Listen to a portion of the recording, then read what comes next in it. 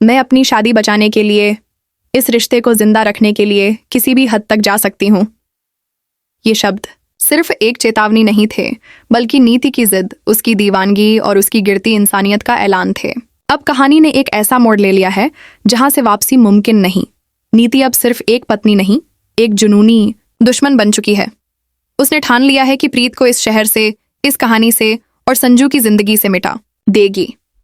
वो सीधे प्रीत के सामने जाएगी, उसका हाथ पकड़ेगी और आंखों में आंखें डालकर कहेगी, भाग जा, वरना अंजाम बुरा होगा। लेकिन उसे नहीं पता, प्रीत अब वो मासूम लड़की नहीं रही।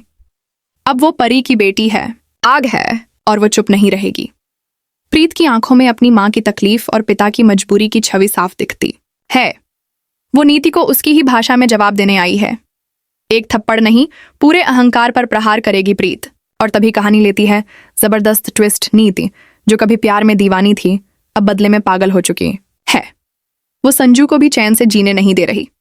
एक और कहती है, तुम जैसे इंसान के लिए मैंने सब कुछ छोड़ दिया। मैं तुम्हें डर्व नहीं करती, मैं तो किसी रॉयल और सक्सेसफुल इंसान की हकदार हूं।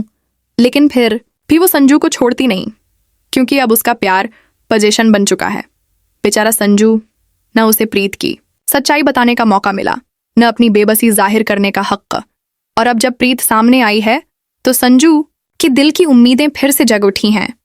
नीति को डर लग रहा है, क्या ये सच में परी की बेटी है? क्या इतिहास खुद को दोहराने वाला है? और अगर हाँ, तो इस बार अंत बहुत दर्दनाक होगा। अब नीति के घमंड का दूसरा स्तंभ, उसकी बेटी निशा, एक कठपुतली जो मां के इशारों पर नाचती है।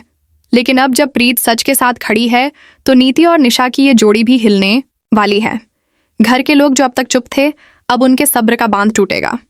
प्रीत अब सिर्फ एक बेटी नहीं, इस घर की वारिस है, और नीति का राज अब कुछ ही दिनों का मेहमान है। कहानी में तूफान आने वाला है, और इस बार विध्वंस तय है।